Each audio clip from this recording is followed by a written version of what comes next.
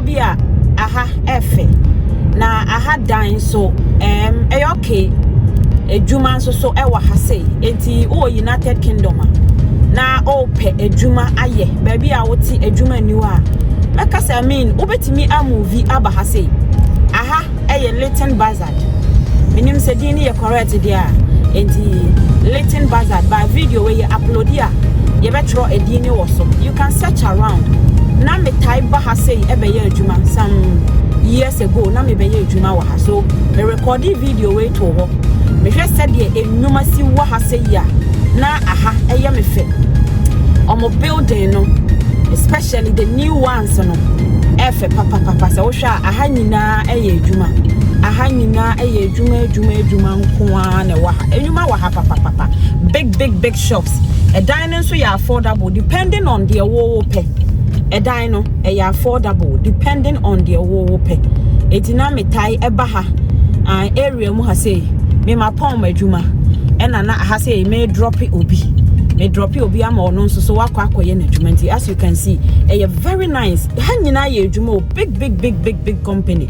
Eti se wo pe baby aye adwuma o pe baby aye adwuma me pacho Leighton Buzzard de meka kire wo se bomode na bra na me wi a me de obekọ nante kronim ama wakọ akọbọ wani akọhoma ahwade very nice crew meka kire wo se wo United Kingdom na o pe baby quiet place ene wabusua atena aha Leighton Buzzard obetimi ne wabusua aba betena ha sei na manya mo quiet time enkola ni siku o ma dinim ebekọ so kama obi wo ho a ope place like this na watena enti aha Leighton Buzzard Krobia things Merton Keynes Luton Watford Hemel Hertfordshire Krobebre enti no obi a wonim bia no you can see enye kura meka say eye krofon aha ye nice especially enwuma na omabie wa ha no eno nti na me ka kire wo no aha ye very nice pa enti wo United Kingdom ya tani a ye ko ye try say ye benya warehouse ni bi ye benya warehouse ni bi na ye twa kire mo enti no se wo pe office adwuma na aya eno nso ubetimi anya bia ye care job ubenya bia ye say your shops and I will pay Juma yo woman. A one so ubenya a Juma aye wom. Intino any bad, aha bad to live anyway. Aha any bad to live. Intino, I mean, just come around and I said na we fear na search your internet and so na share. Sebe boa dia ubetimi aba. Ebe boa you can come over. Na waba beshe said ye aha ACT. A very nice place. As I said earlier, just come over, check. Ebeboa wa woni wabusia mombra na mombetena ha na mon live in peace na mon twene mo ho mombo mabrabo. What you say? Bo wabrabo kama woni wabusia. Bo wabrabo so what you say? You don't have to get stuck or baby a otu wani a ento. O twehwe ya enhwe so I mean ade to wani na hade hwekro no hwekro no say I mean we are ye de kroni din beto so na waba why live in the UK it me pacho but modern so be subscribe na wa like e de amayen ene ye buy visit Krobia ye friend no Leighton Buzzard United Kingdom so train easy bus easy o drive here easy o person call London o person call Merton Keynes easy what you say e no bo modern na search so ejuma ni bi na wo ho no ejuma ni bi na me de wo kɔ ho no if you don't think say ejuma eni ha we kra no mato half o krono mato half mantimi anto kroni mu nyina wo half na mato we me beto kroni mu half me be chinchin half and to talk of town center and other areas so what you say ho krampo so de yenka so buildings na wo ha nyina enwuma nko a buildings na wo ha no aha nyina ye enwuma nko a wo hwe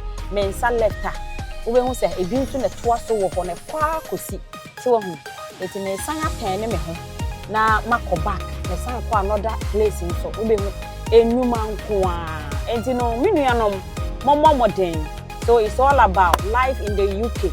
Enti oti baby a I mean if you don't feel comfortable, you feel like moving, just move. Na me mom de me kan for Leighton Buzzard and the amount. So you be call places bebre. We will be visiting so many places into no. Say nye Leighton Buzzard na obe pa. Baby foforo nso aye be kono.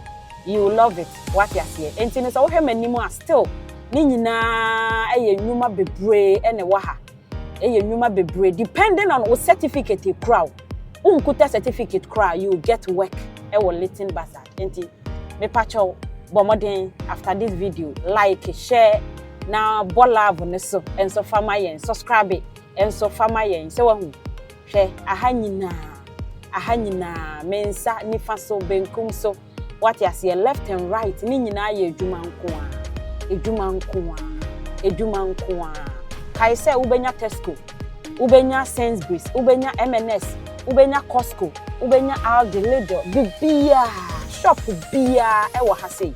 You can see a very nice place to live. Intimate after this video no wa search na hwe aha life in the UK bomodin na follow yada so ewo Leighton Buzzard aha krobia efe edwuma ewa ha empen bebre ye nuanom Ghana fo eka kasa bi se oh aha de edwuma ni ha oh metuko area ha mi nya edwuma nye oh aha de ye se edwuma bi ani ha abusua area ya menam yi edwuma ewa ha minim edwuma a wo pa wunya bi enye na ani jesem kra ne se wo ba baby a wo be partner bia edwuma ewa ha enti mesra wo baby a wo te a eho no achoki no areas bi wo ho a achoki or just origin ho baby a enye. I mean just look at this place baby a menam very nice place.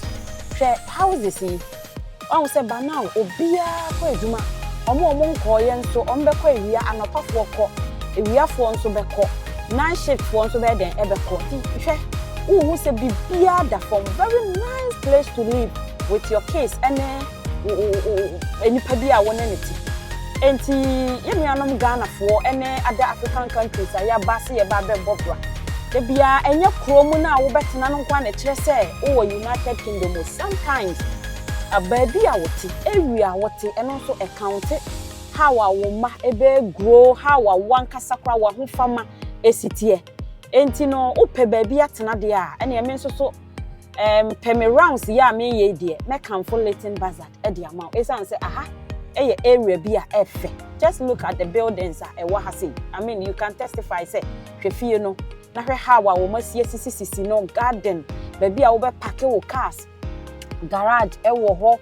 ene it is a storage nyama bebre enti no se wonsa eka video bi life in the UK me pacho ye dwuma die ni bi nso so we eka ho areas a wo betimi atena woni wabusua ebenya mofo ahodie a monte ko ka bia enwuma wa haye enwuma e wa haye pa to talk of warehouse ne ke juma office I mean minim shop kra wo pese wo ye adwuma sebi untimi enya adwuma wo shop bia wo pese wo ye bia I mean me call baby kra I think say hopefully say metimi akobie mansama ko we and na ye just visit to and visit ne ye areas and enwuma warehouse enwuma e wa around me rua Costco shop kesiye pa a na e wa ha enya asem keto akra ndi no Mr. Se won saka video bi abomodin se wo be share na wa invite obi bia na ono so ebebo nani akonhoma